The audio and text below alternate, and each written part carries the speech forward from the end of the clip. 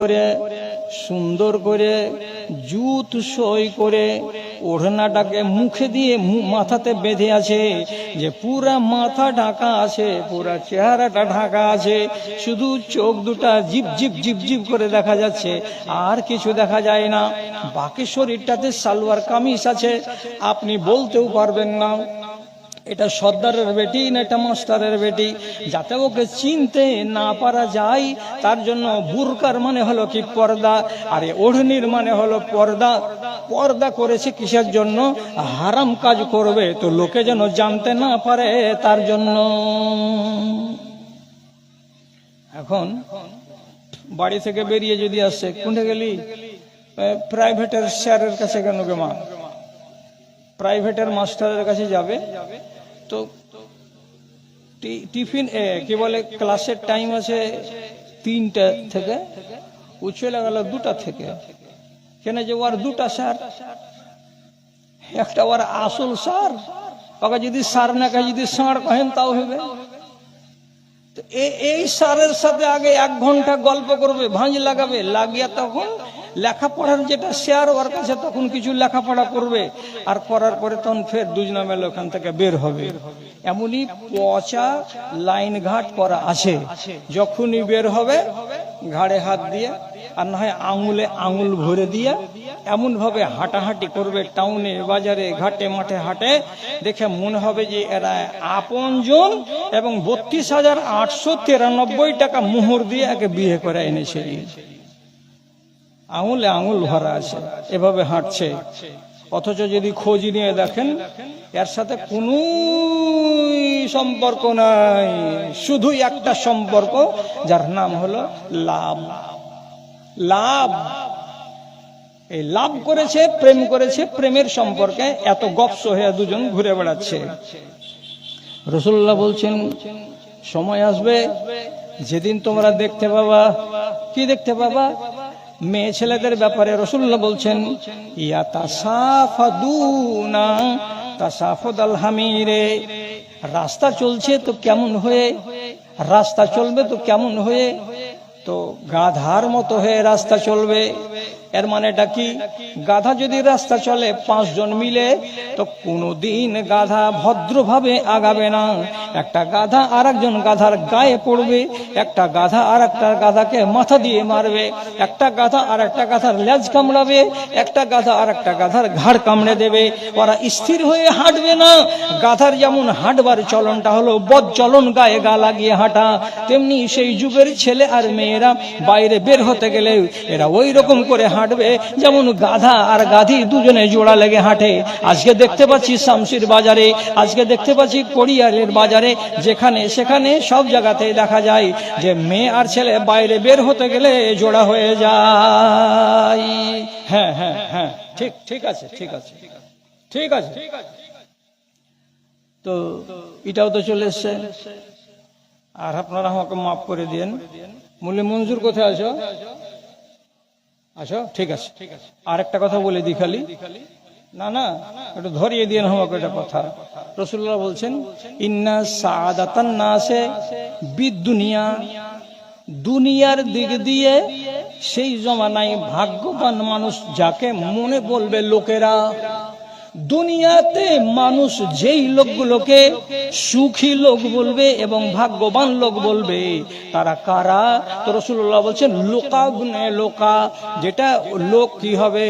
তো ছোট লোকের বেটা ছোট লোক, যেটা হবে অভদ্র লোকের বেটা অভদ্র, যেটা ন্যাংটার বেটা ন্যাংটা, ন্যাংটার বেটা ন্যাংটাকে, ছোট লোকের বেটা ছোট লোককে যেদিন মানুষেরা কি ধরে নিবে, এটাই হলো সবচাইতে বড় ভাগ্যবান।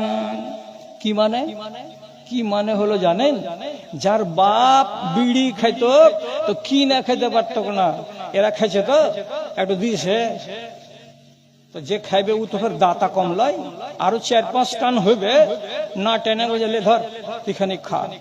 তো যার বাপ চেহে বিড়ি খেত, ওর এই বেটা কেমন করে বোম্বাই গুজরাট দিল্লি খাইটা খুঁটা বড় লোক হয়ে গেছে, আর বড় লোক হয়ে গিয়ে 3 তলা বাড়ি হয়ে গেছে। যার কোনো পরিচয় নাই, যার কোনো পরিচিতি নাই, যার কোনো শিক্ষা নাই, যার কোনো দীক্ষা নাই, এমন একটা জাহেল, এমন একটা মূর্খ, এমন একটা অবলা, এইরকম মানুষ যদি বড় লোক হয়ে যায়, 2 তলা বাড়ি হয়ে যায়, 3 তলা বাড়ি হয়ে যায়, আর গ্রামের লোকেরা যদি তার বাড়ির দিকে তাকায় আর মনে মনে বলে এটা হলো সবচাইতে সুখী মানুষ, রাসূলুল্লাহ বলছেন ঠেঠার বেটা ঠেঠা যদি বড় লোক হয়ে যাবে, জানতে হবে কিয়ামত কাছে চলে এসেছে। এখন আমি তো কাউরির দুশমন নই, আল্লাহ মাল দিক হোক, ভালো কথা, কিন্তু বেশিরভাগ আজকাল গ্রামে গঞ্জে এখানে ওখানে যেখানে সেখানে দেখতে পাচ্ছি রাসূলুল্লাহর এই হাদিসটা একবারে অক্ষরে অক্ষরে ঠিক। যার বাপ চাষারা খেতে পেত না, তার বেটারা কেমন করে টাকাওয়ালা দিল্লি বোম্বাই খেটে এসে টাইলস বসানো বাড়ি, পায়খানার ঘরে যদি জীবনে কোনোদিন আপনাকে একবার 5 মিনিটের লেগে বসতে দেয়, তা হাত দিয়ে ময়লা ছুটাতে হবে না, এমন নল লাগা আছে, খালি পাছাতে ভিড়াবেন, সব ময়লাকে খুঁড়ে নামিয়ে দিবে আপনার। কত বড় লোক হয়েছে, আল্লাহু আকবার। তাহলে এগুলো জিনিসকে রাসূলুল্লাহ বলছেন একটা একটা করে দুনিয়াতে যখন ঘটতে শুরু করে দেবে, তখন জেনে নিতে হবে যে কিয়ামত কাছে চলে আসছে। তাহলে এবার আমি বলি কথাটা কি, কণ্ঠ আমার ক্ষীণ হয়ে এলো, অবশ হইল পা, শত হাঁক দিলেও অচেতন জাতি চেতন হইল না। ধর্মের গলে চলিতেছে ছুরি, মুমিন কাঁদিছে দুঃখে, কোরআন হাদিস কাফনে মুড়িয়া কুমিন হাসিছে সুখে। দানবের রূপ ধরেছে মানব, কোন লজ্জা হইল না, শত হাঁক দিলেও অচেতন জাতি কেউ চেতন হইল না রে, কেউ চেতন হইল না। ওয়াজ করা শেষ করে দিলাম। রাসূলুল্লাহ একটা কথা বলেছেন, ঈমান মদিনা থেকে বেরিয়েছিল, মদিনা থেকে বেরিয়ে পাকিস্তান এলো, ভারত এলো, বাংলাদেশ গেল, ইন্দোনেশিয়া গেল, মালয়েশিয়া গেল, ফিলিপাইন গেল, অস্ট্রেলিয়া গেল, নিউজিল্যান্ড গেল, জাপানে গেল, আমেরিকা গেল, আর এদিকে কেপ টাউন দক্ষিণ আফ্রিকাতে গেল, সারা দুনিয়াতে গেল। কোনখান থেকে বের হয়েছিল ভাই? মদিনা থেকে। রাসূলুল্লাহ কি বলছেন, একটা সময় যখন আসবে ঈমান উল্টা সফর শুরু করবে, তার মানে কি হাঁটতে শুরু করবে মদিনার দিকে। নিউজিল্যান্ডে ঈমান থাকবে না, ইন্দোনেশিয়াতে ঈমান থাকবে না, বাংলাদেশে ঈমান থাকবে না, ভারতে ঈমান থাকবে না, পাকিস্তানে ঈমান থাকবে না, সব মুসলমানেরা কি হয়ে যাবে? ঈমান হারা হয়ে যাবে।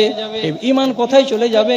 রাসূলুল্লাহ বলছেন আবার ঘুরে ঈমান মদিনা থেকে এসেছিল মদিনায় চলে যাবে। সারা দেশগুলো সব যে মানুষগুলো থাকবে তারা কি হবে? সব বেঈমান, সব বেঈমান, সব বেঈমান। যখন আল্লাহ কথাটা উঠে যাবে সেদিনই রব্বুল আলামিন বলছেন কিয়ামত কায়েম করে দাও। অনেক কথা বললাম, আরো কিছু কথা বলার ছিল, কিন্তু রাত অনেক হয়ে যাচ্ছে। বড় বড় জালসা তো 11:30টা টিকে না। আর আজ কেমন করে যে আমার দাদুটি আমার ভাই কটা আমার কথা রেখে নিয়েছে যে এখন 11:15 হয়ে গেছে, 50 হতে চললো, 11টা আপনারা আছেন। একটা কথা শুধু বলে দিই আর দেওয়ার পরে আমি আগাই। কথাটা হলো এই, জান্নাত শুধু খুঁজছেন নামাজ পড়ে, রোজা করে, দান করে, খায়রাত করে, এর বাহিরে কি জান্নাত নেই? জান্নাত পেতে গেলে 35টা কাজ আছে, 35 রকমের কাজ আছে। যদি আপনি একটাকে ধরতে পারেন তা আল্লাহ তাআলা জান্নাতটাকে সুগম করে দিবেন আপনার জন্য। তো 35টা যে সিঁড়ি আছে, সিঁড়িগুলোকে দেখবেন, সিঁড়িগুলোকে জানবেন। যদি জানার থাকে তাহলে কথা হলো এই, আপনি ওখান থেকে উঠেন। 1 নম্বর আরজি, আমি দূরের মানুষ, আপনার কাছে অল্প করে হলেও একটু কিছু নিব। 10 টাকা দেন, 20 দেন, 100 দেন। আমি একটু গুনাহগার মানুষ, আপনার জন্য একটু দোয়া করব। আর টাকাটা আমাকে দিয়ে আপনি এখান থেকে যখন হাঁটা দিবেন তখন একখানা কিতাব আপনাকে দিব। কিতাবটা নেন। কিতাবটার নাম হলো জান্নাতে যাওয়ার উপায়। জান্নাতে যাওয়ার উপায়। 100 পাতার বই, আপনাকে 30 টাকাতে দিব 3টা চা। যদি নিজের বাল বাচ্চাকে ছেলেপিলাকে পড়িয়ে একটু জ্ঞানী করতে চাহেন তো নিয়ে নেন এইখান থেকে একখানা কিতাব। প্রথমে কে আসবেন? যিনি আমাকে 100টা টাকা দিবেন মাদ্রাসার নামে, আল্লাহর রাস্তায় পালিয়ে যায়নি। এই মৌলভী মঞ্জুর, যদি কোনো দাদা চায় যে আমার বাড়িতে বেটি বেটা আছে, কেউ শিখবে, 35টা জান্নাতে যাওয়ার সিঁড়ি যদি জানার ইচ্ছা থাকে একখানা কিতাবগুলো নিবে, তুমি দিয়ে দাও। আর পহিলা নম্বর দান কি আসছে? মাশাআল্লাহ, আল্লাহুম্মা আইয়িদহু বিল ইলমি ওয়াল হিলমি ওয়া যায়্যিনহু বিল ঈমানি ওয়াত তাকওয়া ওয়া লা তু'রিজু বিল ফিতানি ইয়া রাব্বাল আলামিন। আরেকজন ভাই আমার 100 টাকা দিয়েছেন। তো এই 100 করে টাকাগুলো যতটি লোক আপনারা আছেন, আপনারাকে কি বললাম, 10টা টাকা হলেও দেন, 10টা টাকা হলেও দেন। মাশাআল্লাহ, আমার ভাইজান 500 টাকা দিয়েছেন। একটু উঠেন, ওই যে ওই যে ওই যে ওই যে তুমি খাড়া হও নাকি, তুমি দেখতে পাই নাকি, তোমার আদেশে দিন চলে যায়। আমার দাদা 200 টাকা দান করেছেন। আল্লাহুম্মা সাল্লি আলাইহি আল্লাহুম্মা বারিক আলাইহি। পরওয়ারদিগার আলম যে আশায় দান দিয়েছে আল্লাহ তার আশাকে পূরণ করো, তার আহলায়ালকে সুখে রাখো, শান্তিতে রাখো। রব্বানা তাকাব্বাল মিন্না ইন্নাকা আনতাস সামিউল আলিম। আমিন আমিন। কবুল করো পাক সুবহান, মিটা মনের মান। আড়ালে আড়ালে মা খালারা যদি থেকে থাকেন, টাকা পয়সা অনেক বরবাদ করেছেন জীবনে, রমজান মাসে একটু বসে যে পড়বেন, দুটা কথা দিনের যে শিখবেন, তার জন্য তো অত দূর থেকে নিয়ে এসেছি কিতাবখানা। 30টা টাকাকে খুব ভারী মনে করে যদি পালিয়ে যান তো কথাটা কেমন হবে? ধর্মকে কি শিখবেন না? নমাজ রোজার পদ্ধতিকে বাদ দিয়ে তারপরে যে আরো আছে সেগুলো কি আপনাকে শিখতে হবে না? একটু শিখার চেষ্টা করেন। আলহামদুলিল্লাহ, আরেকজন ভাই দিয়েছেন 500 টাকা, আরেকজন ভাই দিয়েছেন 100 টাকা দান। কবুল করো পাক সুবহান, আমিন। একদম 5 মিনিটের ভেতরে শেষ করেন, 5 মিনিটে। আলহামদুলিল্লাহ, মাশাআল্লাহ। আমার ভাই যেটা পেরেছেন সেটাই দিয়েছেন দান। কবুল করো তুমি পাক সুবহান, মিটা দাদার মনের মান। তাদের কেউ যদি থেকে থাকে কবরেতে, তোরা নিবে তুমি নিজের রহমতে। রব্বানা তাকাব্বাল মিন্না ইন্নাকা আনতাস সামিউল আলিম। আমিন আমিন আমিন। মাটার ঘাট বলে নেই কোনো ভেদাভেদ, অপরাধী চারিদিকে করে তৈরি। বাবা মারা গেছে, তার জন্য 500 টাকা দান করেছেন। আলহামদুলিল্লাহ, মাশাআল্লাহ। আল্লাহুম্মা গফির লাহু ওয়ারহামহু, আল্লাহুম্মা বারিক লাহু ফিমা তাইদাহু ওয়াজিদ ফি উমরিহি, আমিন। আরেকজন আমার ভাই 100 টাকা দিলেন দান। কবুল করো পাক সুবহান। আরেকজন দিয়েছেন 100 টাকা। আল্লাহ তুমি তার প্রতি আল্লাহ দয়াময়, পাক সুবহান, মিটিয়ে দাও তাদের মনের আরমান। রব্বানা তাকাব্বাল মিন্না ইন্নাকা আনতাস সামিউল আলিম। আমিন আমিন। আরেকজন ভাই আমার 50 টাকা দিল। ইহকাল পরকাল করো মঙ্গল। তাদের কেউ যদি থেকে থাকে কবরেতে, তোরা নিবে তুমি নিজের রহমতে, আমিন। আরেকজন ভাই দিয়েছেন 100 টাকা। আল্লাহ তুমি তার প্রতি হও সখাতারে রাখো, সত্যপথের রেখা। রব্বানা তাকাব্বাল মিন্না ইন্নাকা আনতাস সামিউল আলিম। আমিন আমিন আমিন। আরেকজন অজন ছেলে এখানে আসিয়া 100 টাকা দান দিল তোমারও লাগিয়া। আলহামদুলিল্লাহ, মাশাআল্লাহ। আরেকজন দিয়েছে 100 টাকা দান। কবুল করো পাক সুবহান, মিটা তার মনের আরমান। রব্বানা তাকাব্বাল মিন্না ইন্নাকা আনতাস সামিউল আলিম। আমিন আমিন বিরহমাতিকা ইয়া আরহামার রাহিমিন। একথা শোধালে হৃদয়ে আমার, একথা শোধালে হৃদয়ে আমার সত্যি দহিয়া যায়, কেন প্রতিদিন ভারত ভূমিতে মুসলিম জবাই হয়। রামের দেশে রবে রাম ভক্তরা, তাদের বড় সমাদর, দেশের সেবক যত সব ওরা, মুসলমান দাগাবাজ পারবে না। শিখালেন, যদি রূহ গান্দা হয়ে যেয়ে থাকে, অপরিষ্কার এবং ময়লা হয়ে যেয়ে থাকে, প্রথম লক্ষণটা আপনি জানতে পারবেন, আমি জানতে পারবো, দুনিয়ার সব মানুষ জানতে পারবে। কেমন করে জানবে? শিখেন না। কি বলছি?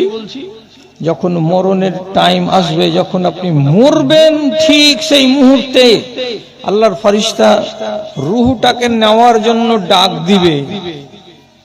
তো ডাক যেটা দিবে আলেম ওলামারা জানেন, তখন রূহ বলে ডাকবে না, তখন বলবে নাফস বলে। কেন? রূহ যখন দেহের ভিতরে থাকবে তখন ওটা হয়ে যাবে নাফস, আর রূহ যখন নাফস যখন বেরিয়ে যাবে এখান থেকে, আলাদা হয়ে যাবে দুজন, তখন এই রূহের নামটা হয়ে যাবে রূহ, অর্থাৎ এই নাফসটা রূহ হয়ে যাবে। আল্লাহর ফেরেশতা আওয়াজ দিবে। আল্লাহ না করে যদি আওয়াজ দেয় জান কবজকারী ফেরেশতা এই কথাটা বলে, কি কথা? ইয়া আইয়াতুহান নাফসুল খাবিসা উখরুজি ইলা গাযাবিল্লাহ। হে খবিস জান, বেরিয়ে এসো, আল্লাহর গজবের দিকে তোমাকে নিয়ে যাব, এখানে তোমাকে আর রাখা হবে না। এমন শব্দ যদি কানে শুনতে পায় এই রুহটা, আর আপনি তখন বুঝতে পারবেন, জানতে পারবেন, তাহলে বুঝে নিতে হবে আমাকে যখন খবিশ বলে ডেকেছে, আমার আত্মাটাকে যখন পবিত্র বলে ডাকা হয়নি, তখন আমি এই 60 বছরের জীবনে আমার আত্মাকে আমি বরবাদ করে দিয়েছি, তাকে ময়লা মাটি যুক্ত করে দিয়েছি, এটা আর পরিষ্কার হয়ে নাই। না হলে আল্লাহর ফেরেশতা আমাকে খবিশ বলে কেন ডাক দিল? হিসাব লেগে গেল। যেটা বুঝতে পারবেন না সেটা কোনটা? রূহকে নিয়ে শটের উপরে বলছি, তাকে লেপটিয়ে কাফনে ফেরেশতারা উপর দিকে নিয়ে যাবে। রূহের স্থান আছে একটা উপর দিকে, আর রূহের স্থান আছে একটা নিচু দিকে। প্রথম আসমানের দরজাতে গিয়ে টোকা মারবে, টোকা মারে বলবে দরজা খুলে দাও, উপরে যাব। তার আগেই আসমানের দরজায় যে সমস্ত ফেরেশতারা নিযুক্ত আছে, তারা যেমন মানুষকে বিকট গন্ধ লাগতে গেলে নাক চাপা দেয়, তেমনি আল্লাহর ফেরেশতাদেরকে বিকট গন্ধ লাগবে। তখন জিজ্ঞেস করবে কার রূহ এনেছে এটা? তাহলে এই রূহটা হচ্ছে দলুয়াখাড়ি গ্রামের মধ্যপাড়ার টালির বাড়ির ভেতরে যে লোকটা শুয়েছিল, ওই লোকটার রূহ আমরা এনেছি, উপরে যেতে দাও। ওই লোকটার রূহটা মরা কুকুরের মতো দুর্গন্ধ ছড়াবে। তখন আল্লাহর ফেরেশতারা বলবেন এই নাপাক রূহকে, গান্দা রূহকে, জঘন্য রূহকে, অপবিত্র রূহকে উপর দিকে উঠতে দেওয়া যাবে না, একে নিচু দিকে নিয়ে চলে যাও। তখন আল্লাহর ফেরেশতারা ওই রূহটাকে ওখানে ছেড়ে দেবে হাত থেকে, আর যেমনি ছেড়ে দেবে সেখান থেকে রূহটা নিচে দিকে নামতে নামতে নামতে নামতে 7 ভাগ জমিনের তলায়, যেখানে সিজ্জিন বলে জায়গাটা আছে, যেখানে যত জাহান্নামী মানুষ হবে, শয়তান, মারদুদ, মুনাফিক, বেঈমান হবে, তাদের রূহগুলো যেখানে রাখা আছে সেখানে গিয়ে জমা হয়ে যাবে। আল্লাহ ঘুরিয়ে দিলেন, আমি তোমাকে এই আত্মা দিইনি, তোমাকে যে আত্মাটা দিয়েছিলাম সেই আত্মাটা যদি ঠিকঠাক করে আমাকে ফিরিয়ে দিতে, তাহলে যেখান থেকে ছেড়েছিলাম ওখানে আবার জায়গা দিতাম। এটা আমার নানা সভাপতি সাহেব যিনি বসে আছেন, ইনারা সব কথাগুলো বুঝছেন বেশি, আমরা একটু কম বুঝছি। রূহের একটা জায়গা আছে, এবং হাদিসে রব্বুল আলামিনের নবী বলেছেন আর রূহ জুনুদুন মুজান্নাদাতুন, উপরে আসমানে ইল্লিন নামক জায়গাতে রূহগুলো রাখা আছে। দরকার মোতাবেক দুনিয়াতে আসছে আসছে আসছে, আর আবার দুনিয়ার জীবন শেষ করার পরে 2 ভাগে ভাগ হয়ে যাচ্ছে। একগুলো চলে যাচ্ছে সিজ্জিনে, আর একগুলো আবার ফিরে চলে যাচ্ছে সেই উপরে ইল্লিনে। এবার আপনাকে বলছি, ব্যবহারটাতে কি করে মানুষের রূহকে অপবিত্র করে? কি ব্যবহার?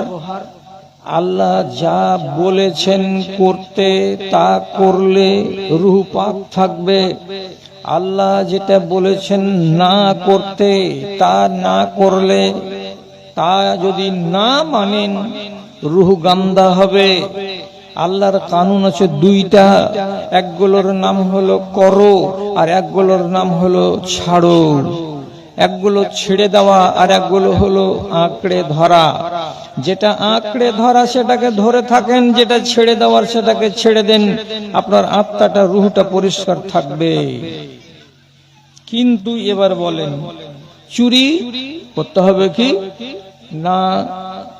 অথচ গতকালকে জালসার স্টেজের পাশ থেকে ধানগাড়া বিশনপুর অঞ্চলে আমি কালকে ছিলাম।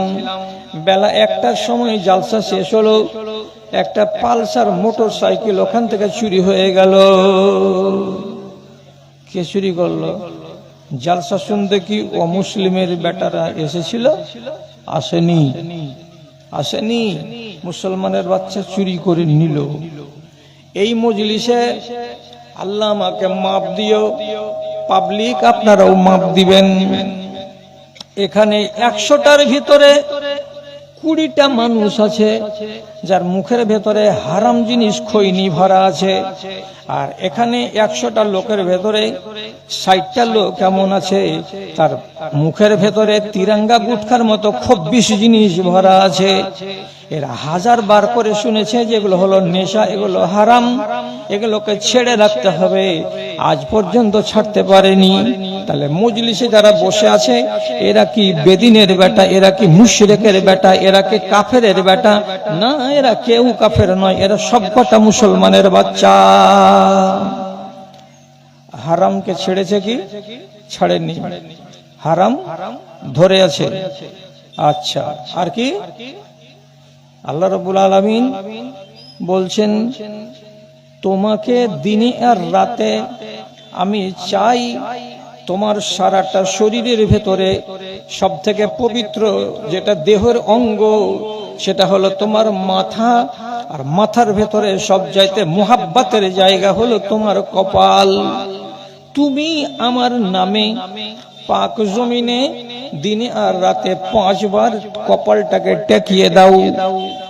যখন তুমি জমিনে কপালটা টেকিয়ে দেবে তখন তুমি আমার নিকটে চলে আসবে, তুমি আমার কাছে চলে আসবে। আর আমার কাছে এসে যদি আমাকে বলো তো যেটা কথা বলবে আমি রব তোমার সে কথাটাই শুনবো, আমি তোমাকে খালি হাত ফিরিয়ে দেব না। জি হ্যাঁ, আল্লাহ কোরআনে বলছেন ওয়াস্তাইনু বিস-সাবরি ওয়াস-সালাত। যত রকমের মদদ নেওয়ার আছে তুমি নামাজ পড়ো আর নিজের দেহটাকে আল্লাহর কাছে করো, আল্লাহর কাছাকাছি এসে তুমি আল্লাহকে বলো, তোমার কাজ হবে। সিজদাতে পড়ে দোয়া করা। কি দোয়া করবেন? ঝামেলা করিয়েন না, খালি শিখে রাখেন।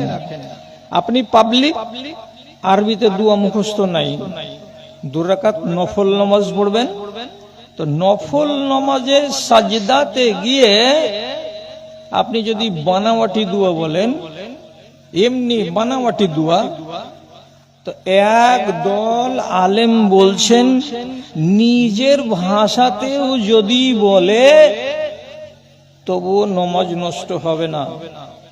নিজের ভাষাতে, আরবি ভাষাতে নয়। এক জাহান আলেমের ফতোয়া হলো এই, ফরজ নামাজে নয়, নফল নামাজের ভিতরে সাজদাতে পড়ে গিয়ে ও যদি আল্লাহ তাআলার কাছে চাই তো রব্বুল আলামিন বলছেন আমার নিকটে আসতে গেলে বান্দাকে আমি বঞ্চিত করে পাঠাই না, যেটা চাইবে সেটাই সে পেয়ে যাবে। চান চান না? আপনাকে রুজি চাইতে বলা হচ্ছে তো সাজদাতে, কি চাইছেন? বেটি সাবালিকা আছে, বিয়ে হয় না, আপনি বর চাইছেন, আল্লাহ তাআলাকে সাজদাতে বলেন। অসুখ হয়ে পড়ে আছেন, আল্লাহ তাআলাকে বলেন অসুখ ভালো হচ্ছে না, আল্লাহ তুমি আমাকে শিফা দাও। কি অভাবটা আছে, অভিযোগটা আছে, আপনি যেটা বলবেন সেটাই পাওয়া যাবে। এখন এই কথার মূলে যদি পরীক্ষা করতে যাই তো ভালো করে বুঝেন, যারা নামাজ পড়ে তারা মুসলমান, যারা নামাজ পড়ে না তারা মুসলমান থেকে খারিজ, তারা হলো বেঈমান শয়তান। যারা নামাজ পড়ে না তারা যদি মরে যায়, সৌদি আরবের মুফতিদের ফতোয়া আছে এবং তাদের আমল পর্যন্ত আছে, যদি জানতে পারে এই লোকটা মারা গেছে নামাজি ছিল না, তাহলে তাকে ধোয়াবের পরে কাফন দেবে মিউনিসিপ্যালিটির লোকেরা, বাড়ি থেকে নিয়ে যাবে, যাওয়ার পরে তাকে কোনো কবরস্থানে সমাহিত করবে না, কোন একটা পাহাড়ের চূড়ায় নিয়ে যাবে, আর যাওয়ার পরে তাকে উপরে শূন্য পাহাড়ের উপরে রেখে দিয়ে চলে আসবে। ওখানে যদি চিলকাক থাকে তো তাকে খাবে, আর চিলকাক যদি না থাকে তো শুকিয়ে শুকিয়ে আমচুর হয়ে হয়ে হয়ে হয়ে শুকিয়ে শুকিয়ে ওখানেই পড়ে থাকবে। আরবের লোকেরা যদি জানতে পারে যে নামাজি নয়, ওর জানাজাই হবে না, বাকিতে কবর হবে না, জান্নাতুল মুআল্লাতে কবর হবে না, ওকে পাহাড়ের চূড়ায় রেখে দিয়ে চলে আসবে। এবং সঠিক ফতোয়া কি, লোকটা নামাজি ছিল না, যদি এই গ্রামে মারা যায় তাহলে ফতোয়া হলো এই ওই লোকটা যেদিন মারা যাবে সেদিন দলুয়াখাড়ি গ্রামের লোকেদের যেটা সরকারি কবরস্থান আছে, ওই মুসলমানদের কবরস্থানে তাকে মাটি দেওয়া যাবে না। ওইখানে মুমিনিন মুসলমানদের লাশ আছে, ওই জায়গাতে কাফেরকে পুঁতা যাবে না, কাফেরকে মাটি দেওয়া যাবে না। ওকে অন্য কোনো এক জায়গায় বাবুরের গাছের তলায়, হিদুলের গাছের তলায় কিংবা তার বাপের বাঁশ বাগানে একাই তাকে কবর দিয়ে দাও, মুসলমানদের কবরস্থানে তাকে দাফন করা যাবে না। এটা তো আইন। এখন আপনি বলেন ঠকবাস্তে গাঁওজাড়, এ মজলিসে 2000 লোক বসে আছেন, কতটি লোক আল্লাহর আইন অনুযায়ী মুসলমানদের কবরস্থানে ঘুমাতে পাবেন বা সমাহিত হওয়ার সুযোগ পাবেন? আল্লাহ তুমি জানো। কেন? আক্কেলটা হয়ে গেছে, বুদ্ধিটা হয়ে গেছে মুশরিকদের মতো। কি করে হলো এরকম? একটা দাড়িওয়ালা লোক, টুপি মাথায় দেওয়া লোক, আল্লাহর শরীয়তকে মানে না। কে বললো?